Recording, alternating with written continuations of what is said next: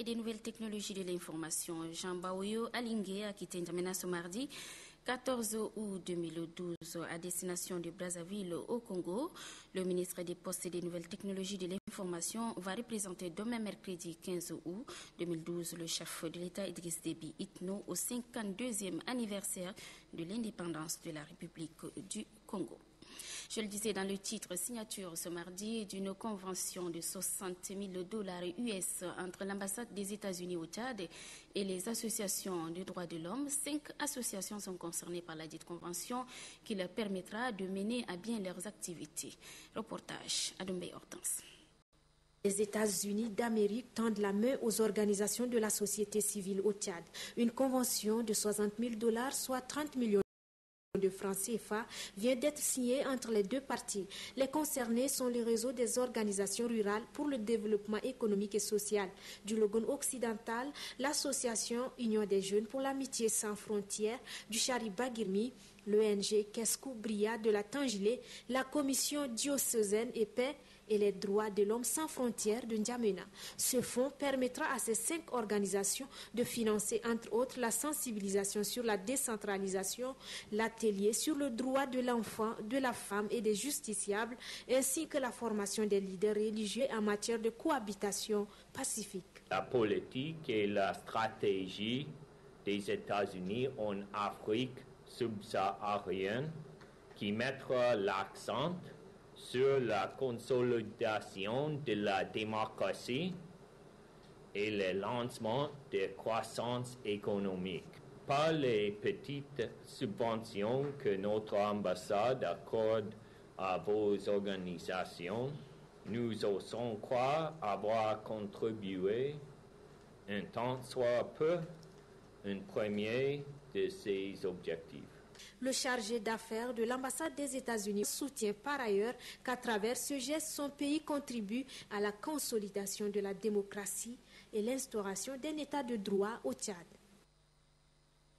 La responsabilité sociale des entreprises pétrolières, c'est le thème d'une conférence débat organisée dans le cadre du projet Interaction venu de l'Université de Versailles en France. Il s'agissait pour l'orateur Kevin Lompo d'attirer l'attention des pétroliers sur l'importance du développement durable et la nécessité de protéger l'environnement. Le point avec Grangacham Irima.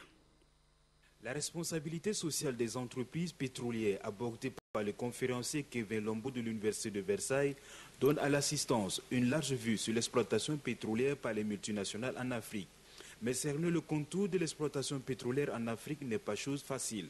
C'est pourquoi l'orateur s'inspire du cas du Nigeria, qui est l'un des grands pays exportateurs du pétrole.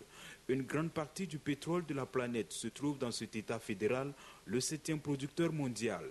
Pour le conférencier Kevin Lompo, les entreprises pétrolières ne sont pas ou peu préoccupées des dégâts sociaux et écologiques de leur activité. Entre 1975 et 2005, on compte 800 fuites dans le delta du fleuve, 1,5 million de barils déversés dans la mangrove, détruisant l'agriculture et accentuant ainsi la dépendance du pays à l'égard de la ressource pétrolière puisque celle-ci constitue 80% de son économie. La responsabilité sociale des entreprises pétrolières offre l'opportunité d'échanger sur l'impact économique réel des exploitations et des productions du pétrole dans les pays membres de l'OPEP, où figure le Tchad depuis le 10 octobre 2003. Face aux pratiques des multinationales, le conférencier Kevin Lompo tire la sonnette d'alarme. Pour lui, les projets destinés aux populations en contrepartie de l'exploitation du sol, du sous-sol et de la main-d'œuvre sont souvent sous-financés. On peut toutefois relever l'action différente des entreprises impliquées socialement dans la construction des cliniques, dispensaires et écoles réellement opérationnelles. Kevin Lompo interpelle le politique et les firmes pétrolières à un engagement franc et conséquent pour le développement durable des pays où s'exerce l'exploitation. L'actualité, c'est aussi cette conférence de presse organisée par la coordination des partis pour la défense de la Constitution CPDC aujourd'hui à l'occasion du 5e anniversaire de la signature de l'accord politique du 13 août 2007. Une occasion pour le porte-parole de la CPDC, Saleh Kebzabo, d'évoquer les difficultés rencontrées depuis la signature du dit accord. Le point avec Noubadoumbaï Talomadi. 5 ans après l'accord politique du 13 août 2007, signé en vue du renforcement du processus démocratique au Tchad, La coordination des partis politiques pour la défense de la Constitution, CPDC, signataire de cet accord, souligne que l'accord n'a pas atteint ses beaux jours. Selon le porte-parole adjoint de la CPDC, l'accord politique a certes pris en compte certains ratés précédents dans la gestion des élections, mais dans la pratique, l'esprit reste le même. Salek Exabo souhaite cependant maintenir le dialogue. Nous allons demander pour la mise en route d'un nouvel espace de dialogue politique, la mise en place d'une CENI réellement indépendante, fonctionnant selon les règles de la parité, avec des démembrements opérationnels, l'établissement de listes électorales fiables et la distribution de cartes d'électeurs biométriques. Lors des échanges avec les journalistes, les responsables de la CPDC déplorent le manque de dialogue entre l'UST et le gouvernement, mais aussi l'annulation du résultat du baccalauréat. La CPDC invite les différentes parties à un dialogue social afin de décanter la situation que traverse le pays. Et puis, dans un communiqué de presse parvenu à notre rédaction, le mouvement socialiste africain rénové dit, après avoir suivi attentivement l'interview accordée par le président de la République à l'occasion de l'anniversaire de l'indépendance de notre pays aux journalistes, l'interview au cours de laquelle le président a été très clairvoyant et objectif au sujet de la crise sociale relative à l'augmentation de l'indice salarial. Le bureau directeur national du MSAR lance donc un appel aux différents partenaires de privilégier l'intérêt général en révisant leurs positions afin de permettre la reprise des services publics. Le communiqué porte la signature du secrétaire à la communication Alassane Alambay Didingar. Bienvenue. Le fonctionnement de l'Organisation des femmes performantes au Tchad et les préparatifs du 5e congrès des femmes africaines prévu en novembre 2012 au Maroc, telles sont les préoccupations de la rencontre qui a regroupé les membres de cette organisation et les femmes de l'Union Espoir de Koundoul, localité située à 25 km à la sortie sud de la capitale. Le point avec Amadi Abbas. En novembre 2011, le Tchad a accueilli une formation qui a abouti à la création d'une coordination nationale de l'ONG Africa Femmes Performantes.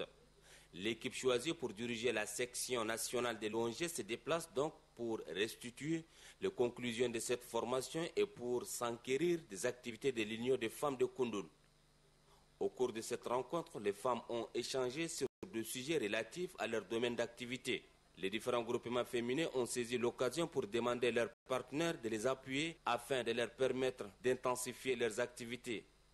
Dans son intervention, la coordinatrice d'Africa Femmes Performantes, Amina Kaya, a salué les efforts déjà consentis par ses sœurs malgré les difficultés rencontrées. Elle les a surtout exhortés à concevoir des projets selon les normes en vue d'obtenir des financements. Pour la chargée du secteur rural d'Africa Femmes Performantes, la femme tchadienne a du talent et pleine d'initiatives pour le développement socio-économique du pays. Amina Kaya, la coordinatrice d'Africa Femmes Performantes, a souligné que son institution va participer au 5e congrès des femmes africaines prévu en novembre 2012 au Maroc. Un congrès au cours duquel différents pays africains vont partager leur savoir-faire et leurs expériences. Dans nos régions, le gouvernement vole au secours des éleveurs du département de Dababa. C'est dans la région du Bar El Ghazel. Une enveloppe de 45 millions est remise à ceux-ci et leur permettra de reconstituer leur cheptel suite aux pertes qu'ils ont connues. De Barobert. Il vous souviendra qu'à la date du 15 juillet 2012, ces éleveurs ont été victimes d'une intoxication bovine. Plus de 300 têtes de leurs bœufs ont été décimées suite à un empoisonnement collectif. Informé de la situation, le gouvernement porte ainsi assistance à ces éleveurs. 45 millions sont ainsi mis à la disposition de ces éleveurs afin de leur permettre de reconstituer leur cheptel. Au nom du président de la République, je vous remets comme aide aux éleveurs qui ont perdu leur bétail dans le département de Dababa une somme de 45 millions de francs CFA pour pouvoir reconstituer leur cheptel. Merci.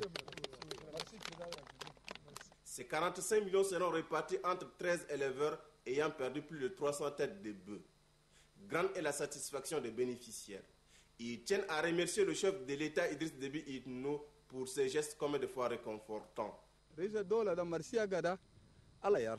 Nous remercions grandement le chef de l'État pour avoir envoyé le ministre de l'élevage avec cette assistance. nous lui sommes très reconnaissants. Nous sommes très réconfortés par son geste et nous soutenons toujours sa politique. Faisant d'une pierre deux coups, le ministre du Développement pastoral et des productions animales a eu une rencontre avec les éleveurs. Rencontre au cours de laquelle Mokhtar Moussa a insisté sur la cohabitation pacifique entre éleveurs et agriculteurs sans perdre de vue le recensement général du secteur de l'élevage qui se pointe à l'horizon.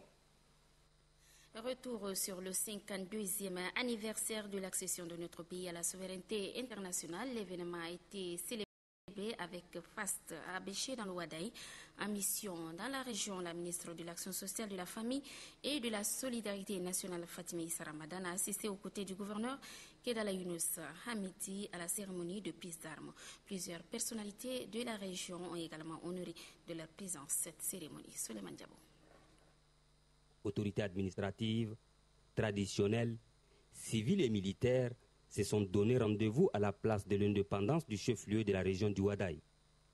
Les responsables de l'opération Épervier ainsi que les consuls du Soudan basés à Abéché ont honoré de leur présence cette cérémonie.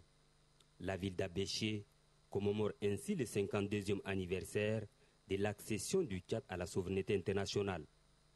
Ici, cette journée du 11 août 2012 est marquée par une cérémonie de prise d'armes. En mission à Abéché, la ministre de l'Action sociale, de la solidarité nationale et de la famille, Fatimé Issa Ramadan, a pris part à cette cérémonie aux côtés du gouverneur de la région du Wadaï, Kedala Younous Hamid. La ministre et le gouverneur ont été accueillis par le commandant de la zone numéro 2, le général de brigade Ali Gelbey. À la mémoire des martyrs tombés sur le champ d'honneur, une gerbe de fleurs est déposée au monument aux morts. 52 ans après, les soldats tchadiens veillent jalousement sur l'intégrité et sur la sécurité des personnes et des biens. Le gigantesque défilé de différents détachements militaires est venu galvaniser le public. Le passage des différentes unités des forces de défense et de sécurité a impressionné la population de la ville d'Abéché. Le conflit éleveur-agriculteur reste toujours d'actualité dans la région de Sila. Le week-end dernier, le conflit a fait l'objet de déplacement du gouverneur de la région, Moussa Haroun Tirgo, Innocent Kilayo. C'est à Djorlo, un village situé dans la sous-préfecture de Koukou-Angarana, que s'est produit le conflit. À l'origine, des bétails ont dévasté 55 hectares de champs. Les propriétaires des champs qui ont tenté de protéger leur culture ont été surpris par les tirs d'armes provenant des éleveurs. Saisi par cette affaire, le gouverneur de la région de Sila a dépêché sur les lieux une équipe des forces de défense et de sécurité. À l'issue d'une fouille opérée, les agents de sécurité ont réussi à mettre la main sur une arme de guerre. Pour régler ce conflit, le gouverneur de Sila, Moussa Haroun Tirgo, a tenu une rencontre avec les autorités traditionnelles de la région de Sila. Toujours dans cette région de Sila, le château d'eau construit par la Munir Kate, qui vient d'être réfectionné, a fait l'objet d'une cérémonie. C'est le gouverneur Moussa Haroun Tirgo qui a présidé personnellement la cérémonie de réhabilitation du château d'eau. Notre série de reportages sur les préparatifs de la fête de l'Aïd el-Fitr ou fête de Ramadan se poursuit. Ce soir, notre reporter Adouma Abdelkader nous amène dans les ateliers de couture où l'ambiance en cette veille de la fête présage le même scénario comme dans les années précédentes. On s'obstine à apporter des tissus hachés qui semblaient déjà débordés et qui doivent subir des pressions. Alors la question qui se pose est de savoir pourquoi la même tradition et à chaque fête religieuse. Regardez. Dans les marchés et autres ateliers de couture, l'engouement de la population annonce l'imminence de l'Aïd al-Fitr al-Mubarak. Au marché à Mille, où nous avons fait un tour, tout le monde s'active à sa manière et les tailleurs sont les plus sollicités en pareilles circonstances. Même si ces couturiers se frottent les mains, ils sont souvent débordés. Certains clients n'ont pas de patience. Des fois, certaines choses que tu as fait, des fois, certains habits se perdent. Les prix des habits varient selon le modèle demandé par les clients, nous affirme le maître des lieux. Ici, dans l'atelier du voisin, le décor est presque le même. Ces couturiers spécialisés dans la broderie reçoivent en moyenne 30 clients par jour. Selon lui, les affaires marchent pour le mieux en cette période. Pour cette année, donc les clients ils ont venu très tôt, mais maintenant on a presque fini. Comme vous avez vu, les habits déjà tout est complet. On n'a pas de problème avec nos clients. Contrairement aux plaintes enregistrées les années précédentes, les clients se disent satisfaits de la prestation des couturiers, témoigne ce père de famille venu récupérer les habits de ses enfants. En attendant le grand jour, les nuits blanches continuent chez les couturiers dans le souci de satisfaire la clientèle. Voilà, et c'est la fin de cette édition. Merci à toutes et à tous. Très bonne suite de programme sur Téléchat et sur www.onrtv.org. Bonsoir, à demain avec le même plaisir.